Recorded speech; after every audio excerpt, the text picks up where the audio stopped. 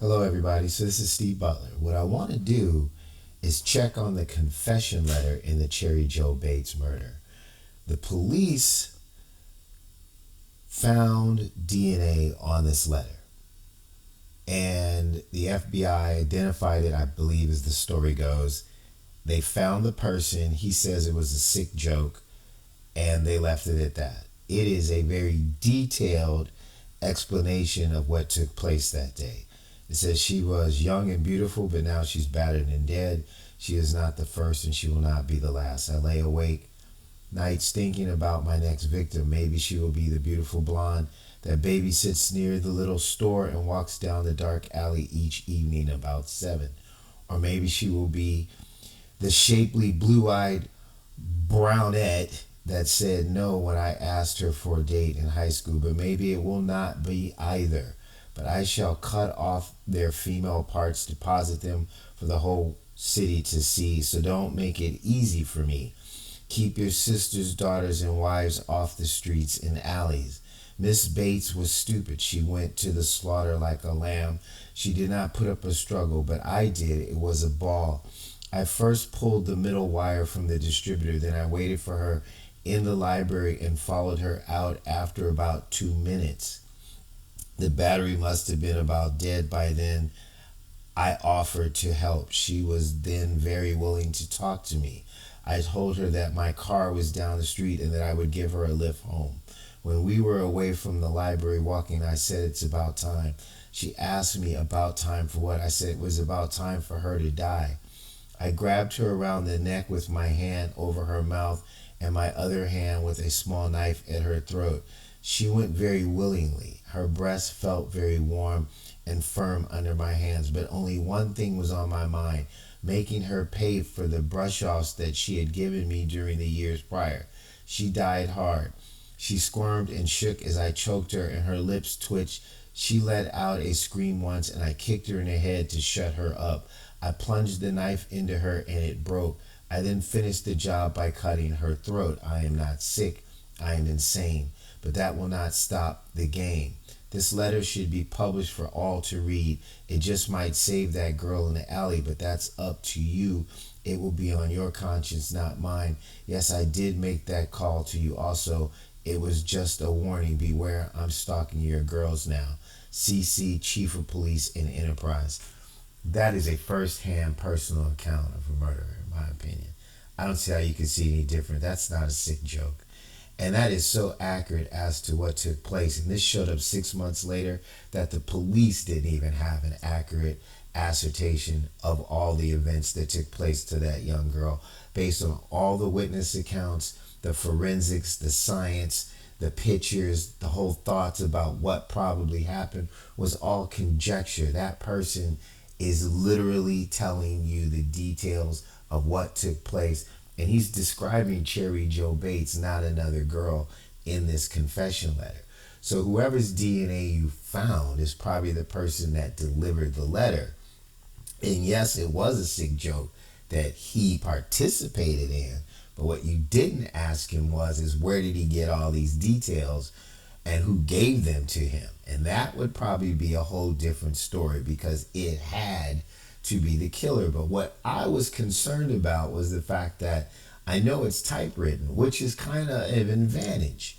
Because if that is not the original letter, even though it's a photograph of it, then the person who would have had to fake this would have had to have found a typewriter that was exactly like the confession letter at a later date, which means that that's the killer also. So whether he did this at that moment and this is the original, which if you have, you could take a picture of it to do what I'm about to do, or he did it later, it's the same typewriter.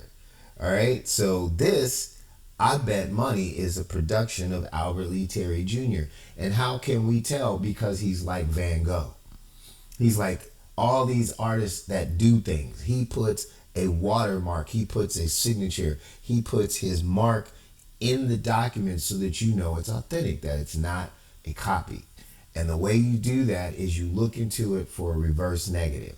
He coats the paper with a salt solution, which is a technique that was discovered in the 1800s.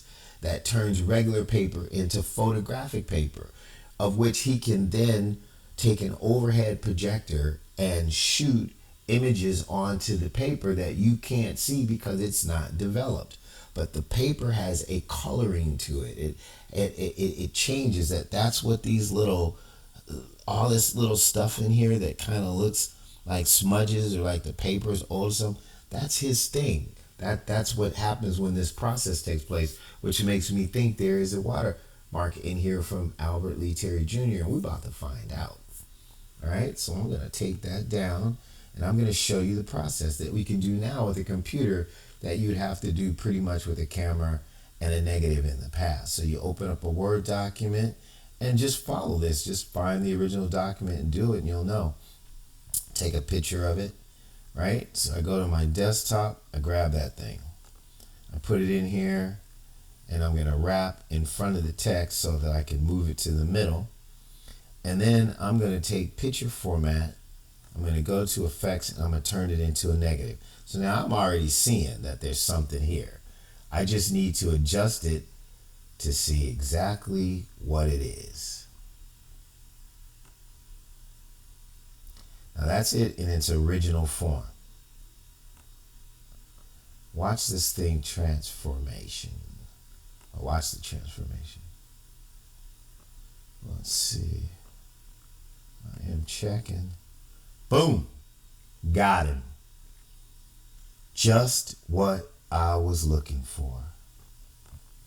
Ladies and gentlemen, that is not random. And that is what's in the confession letter. That is an Albert Lee Terry Jr. original.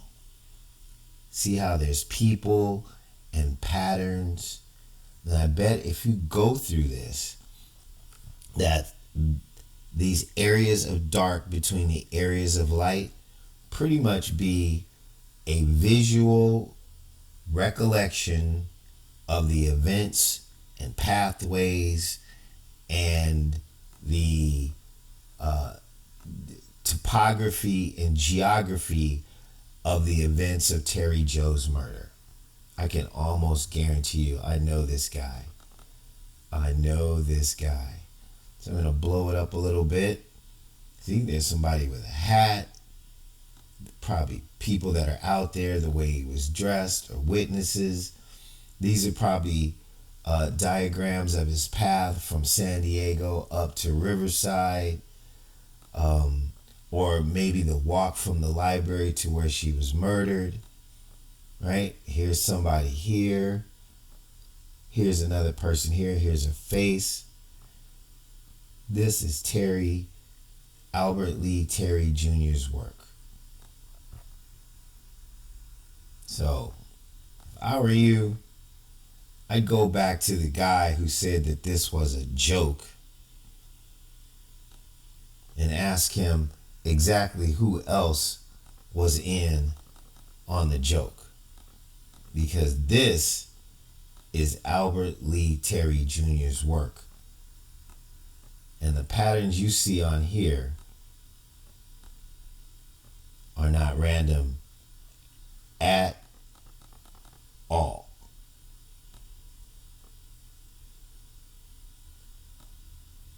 Let me get that so you can see it. Take a picture of that. Man, that is artwork. And knowing him, that looks like a female. That's probably Cherry Jo Bates in his mind. What she looked like and how he was obsessing over her. And now I'm going to take it back to its original form. There you go. That's how this works.